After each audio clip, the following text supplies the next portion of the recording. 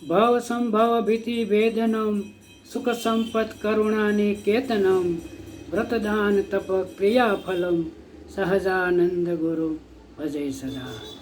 સ્વામિનારાયણ ભગવાનની જય, લક્ષ્મી નારાયણ દેવની જય, શ્રી નર નારાયણ દેવની જય, શ્રી ગોપીનાથજી મહારાજની જય, શ્રી રામચંદ્ર ભગવાનની જય, શ્રી દ્વારિકાધીશની જય.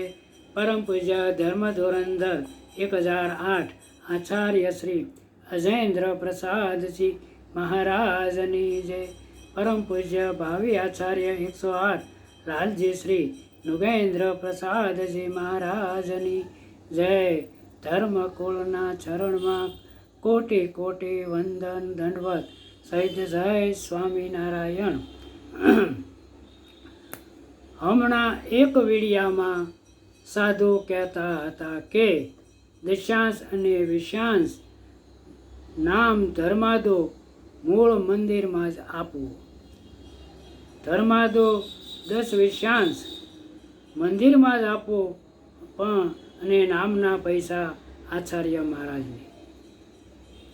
તો ધર્માદાના પૈસા મંદિરમાં અને નામના પૈસા આચાર્ય મહારાજને. આવું આ કહેતા હતા. તો દશાંશ વિશાંશ નામના પૈસા મંદિરમાં અમુકના જ લેવાય છે અને અમુકના નથી લેવાતા. તેના માટે આ સ્વામી એક પણ શબ્દ ન બોલ્યા. કહે છે કે મારે ભગવાન ભજવા છે અને ભગવાનને ભજાવવા છે, તો સંપ્રદાયમાં કૂટનીતિ, રાજકારણ, જેમ ચૂંટણીમાં કાવા દાવા કરવા અને ધર્માદાના પૈસા ભરેલો હોય એવા હરિભક્તોને મતદાનથી વંચિત કરે છે, તો મહારાજ શું એમાં રાજી થશે? નહીં થાય. અરે અમુક હરિભક્તો અને આખા ગામને પણ મતદાર યાદીમાંથી કાઢી નાખેલ છે. તો આ સ્વામીએ વિચાર કરવો પડે કે સત્સંગ કરાવો છો તો દેશ વિભાગના લેખની કથા સૌ હરિભક્તોને સંભળાવો. અને જે નામ ધર્માદાના પૈસા નથી લેતા એને પણ તમે કહો કે તમામ હરિભક્તોના નામ ધર્માદાના પૈસા લેવ અને એમને પાવતી આપો અને ચૂંટણીમાં એને મતદારનો જે હક અધિકાર છે એને મતદાર અધિકાર આપો. માટે દેશ વિભાગના લેખમાં મહારાજે એમ લખ્યું છે કે આ સ્થાવર જંગમ માલ મિલકત આચાર્ય મહારાજને આપી છે. સ્વામિનારાયણ સંપ્રદાયના ધણી કરીને સ્થાપ્યા છે. નામ ધર્માદો દશાંશ વિશાંશ બધા જ પૈસા આચાર્ય મહારાજને આપવા એવું દેશ વિભાગના લેખમાં છે. અને સાધુ બ્રહ્મચારી પાળા કે ગ્રસ્ત ક્યારેય મંદિર કે મંદિરની મિલકત કે નામ ધર્માદામાં હકનો દાવો નહીં કરે. આવું સ્વામિનારાયણ ભગવાને સ્પષ્ટ દેશ વિભાગના લેખમાં લખ્યું છે. તો હવે એ દશાંશ અને વિશાંશ ભાગ તો આ સ્વામી એમ કહેતા હતા કે નામ ધર્માદો આપ્યા પછી નામ ધર્માદો લેવાવાળા એ નામ ધર્માદાના પૈસા ગમે ત્યાં વાપરી નાખે, ગમે ત્યાં ખર્ચી નાખે, એ તમારે જોવાનું નથી. અરે અમારે નહીં જોવાનું હોય તો કોને જોવાનું હોય? મહેનત મજૂરી અમે અમારા કમાણીના પૈસા અમે દશાંશ વિશાંશ જે નામ ધર્માદાના પૈસા ભરેલા હોય એ ભગવાનને અર્થે સાચા સંતોને અર્થે જો ન વપરાય તો અવળે માર્ગે વપરાતા હોય તો એ પણ હરિભક્તોએ વિચાર કરવી લેવો પડે. અને આચાર્ય તો કેવા આચાર્ય મહારાજ? સ્વામિનારાયણ ભગવાન કહે છે કે આચાર્ય તો એ છે જે અયોધ્યા પ્રસાદ અને રઘુવીરજી મહારાજે ને પોતાને સ્થાને થાપ્યા, અને એ બંને આચાર્ય એના સ્થાને જે આચાર્યને થાપ્યા હોય એના પછી જે આચાર્યને એના સ્થાને થાપ્યા હોય એ આચાર્ય થકી આચાર્ય પદને થાપેલા જે હક અને જે સ્વામિનારાયણ સંપ્રદાયની રીત અને મર્યાદા પ્રમાણે આચાર્ય થકી આચાર્યની ગાદીએ સ્થપાયા હોય એ જ આચાર્ય મહારાજ કહેવાય. બાકી અન્યથા કોઈ આચાર્ય મહારાજ કહેવાય નહીં અને છે પણ નહીં. અને કહે અને જો માને તો એ સ્વામિનારાયણ સંપ્રદાયના સિદ્ધાંત અને મર્યાદા રીતની વિરુદ્ધ છે. એ સ્વામિનારાયણ ભગવાનને ભગવાન માને છે, પણ એના ભગવાન સ્વામિનારાયણની રીત મર્યાદા સિદ્ધાંત માને નથી માનતા. તો અત્યારે હાલ વડતાલ ગાદી લક્ષ્મીનારાયણ દેવના આચાર્ય તો અજેન્દ્ર પ્રસાદજી મહારાજ છે, ભાવિ આચાર્ય અનુગેન પ્રસાદજી મહારાજ છે. તો આ સ્થાનની આચાર્ય મહારાજ ક્યારેય છોડીને ગયા નથી.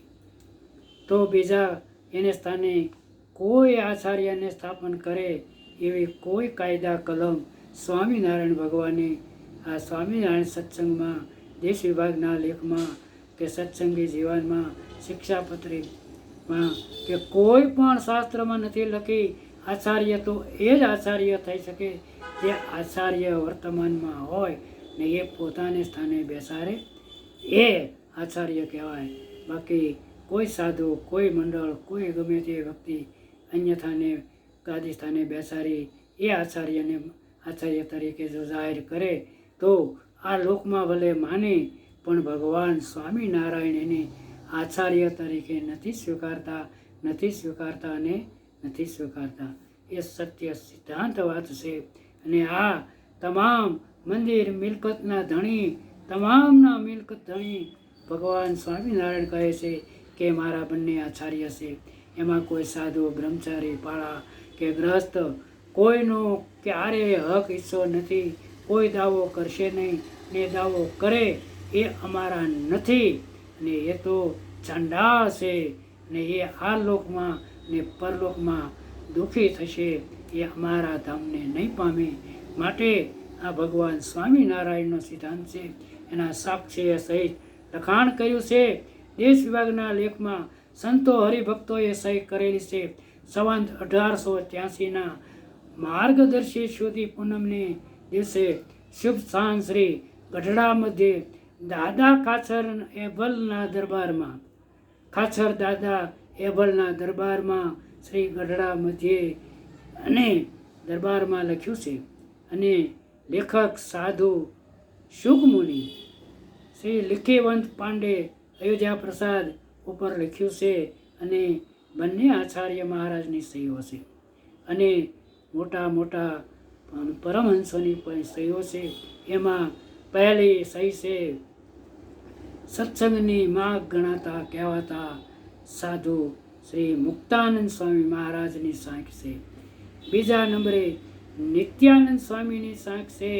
ત્રીજા નંબરે આનંદાનંદ સ્વામીની સહી છે. ચોથા નંબરે ગોપાળાનંદ સ્વામીની સહી છે. પાંચમા સ્થાને બ્રહ્માનંદ સ્વામીની સહી છે. છઠ્ઠા સ્થાને મહાનુભવાનંદજી સ્વામીની સહી છે.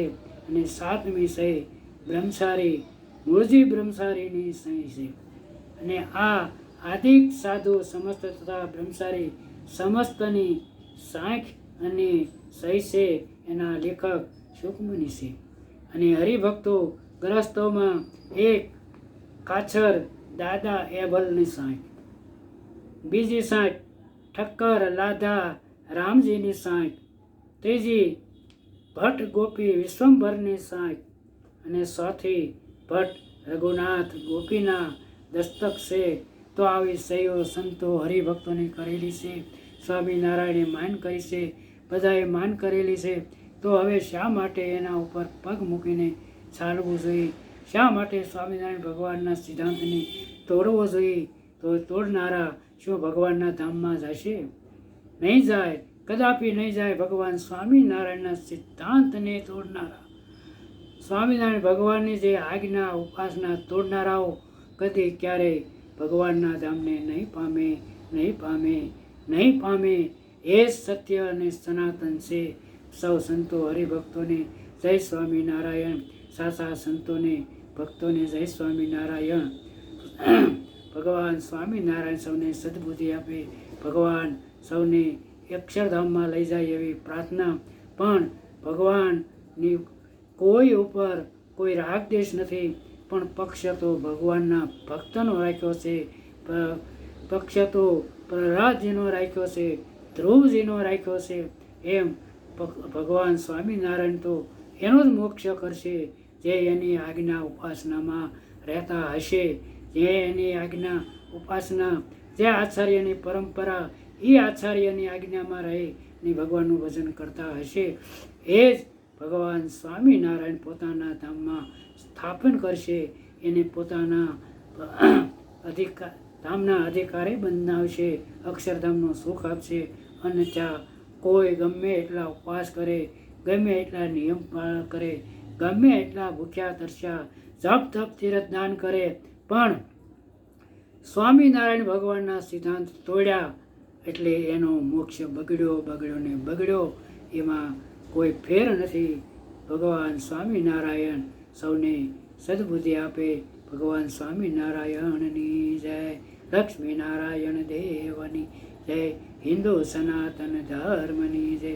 ઓમ નમઃ પાર્વતી પતિ હર હર મહાદેવ હર.